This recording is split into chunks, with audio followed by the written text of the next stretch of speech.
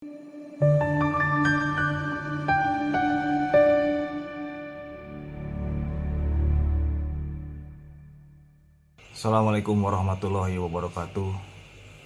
Saya mendengar dan membaca di grup Gaza bahwa telah tersebar dua mimpi baru daripada Said Qasim. Mimpi yang tanggal 19 November dan mimpi yang tanggal 24 November. Justru saya tertarik dengan mimpi yang tanggal 24 November itu. Di sana saya baca mimpinya itu tentang Dajjal, yang dimana sosok Dajjal ini adalah sosok yang dinanti-nantikan. Bukan dinanti-nantikan dalam hal positif, tapi dinanti-nantikan dalam hal negatif di cerita akhir zaman ini. Justru yang saya ingin tanya kepada Kang Diki, dalam mimpi Said Qasim ini ada dua kepribadian Dajjal. Pribadi yang pertama, dia ini terlihat orang alim, orang yang humanis, orang yang peduli dengan orang-orang di sekitarnya, orang yang sangat ramah, bahkan dia pandai berbicara. Tapi di sisi kedua, di mimpi Said Qasim ini, Dajjal ini adalah sosok yang sangat ambisius. Bahkan dia tidak senang melihat orang-orang beragama.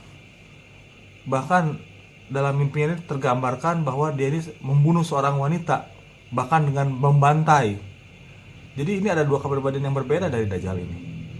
Coba Kang Diki bisa dijelaskan kepada saya dan kepada teman-teman semua, apa sih sebenarnya yang terkandung dalam mimpi Said Qasim tanggal 24 November 2021 itu? Iya, benar. Memang ini satu hal yang luar biasa. Setelah mendengar penjelasan Said Muhammad Qasim tentang sosok Dajjal yang sebenarnya, bagi kami ini hal yang surprise, namun masuk akal, sangat masuk akal. Ini sesungguhnya pengulangan sejarah Adam dan Iblis. Iblis itu kan dari kaum jin yang dijuluki sebagai nama Iblis. Ini luar biasa, pengulangan sejarah. Dajjal itu memang digambarkan oleh Allah Subhanahu wa Ta'ala dalam mimpi Said Muhammad Qasim sebagai orang yang baik, orang yang religius, dan seorang latar belakang muslim. Namun karena sedikit ada kesombongan dan tidak patuh kepada Allah, tidak sportif, maka Dajjal terpleset. Inilah sesungguhnya yang terjadi. Insya Allah, karena mimpi Said Muhammad Qasim 100% mimpi baik dari Allah Subhanahu wa Ta'ala, maka akhirnya kita harus memahami. Baik, Dajjal itu betul memiliki karakter yang saya sampaikan tadi. Dan ini berita baru bagi umat Islam. Masuk logikanya apa? Masuk logikanya adalah, coba perhatikan dari hampir seluruh hadis-hadis Nabi tentang Dajjal. Artinya Dajjal itu banyak mempengaruhi orang lain, banyak memurtadkan umat Islam, bahkan kiai, ustadz, tokoh agama akan ada banyak di barisan Dajjal tanpa disadarinya. Jadi luar biasa. Bahkan Nabi Muhammad SAW meminta anak istri kita diikat di dalam rumah. Artinya untuk mendengarkan berita tentang Dajjal saja tidak boleh dengar. Kenapa demikian? Karena sulit menghadapi Dajjal, pengaruh Dajjal. Bahkan digambarkan seorang ulama pun, seorang ahli agama tidak akan mampu berhadapan dengan Dajjal. Nah, sekarang Dajjal itu akan mempengaruhi semua orang dengan kepandaiannya, dengan kamuflasenya.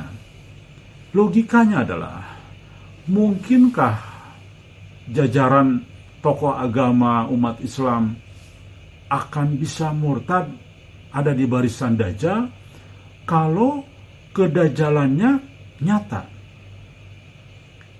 Orang tidak mungkin ada di barisan Dajjal. Oh, ini Dajjal. Tidak mungkin. Nah, maka menurut saya ini satu rahasia besar. Dan rahasia sekarang sudah terbuka. Menjadi masuk akal kalau Dajjal itu sosok yang alim tergambar. Sosok insya Allah mungkin dia pun juga akan mengaku muslim tetap. Bisa jadi dia akan muncul sebagai tokoh agama yang mempersatukan umat, mempersatukan seluruh kekuatan agama yang ada di bumi ini. Sehingga Dajjal bisa mempengaruhi umat Islam.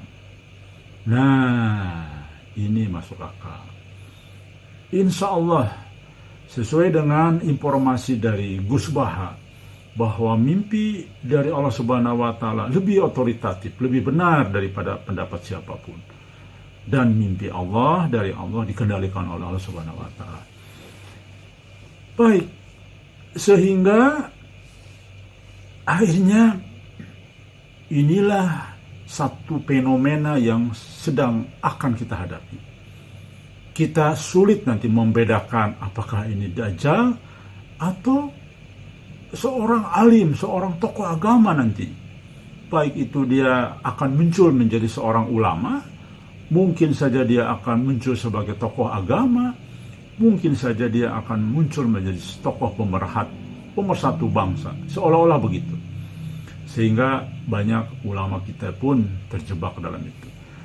Bahkan kami yakin dari mimpinya Said Muhammad Qasim, kami bisa menyimpulkan bisa jadi Dajjal itu justru yang akan dipercaya menjadi Al-Mahdi. Mungkin saja.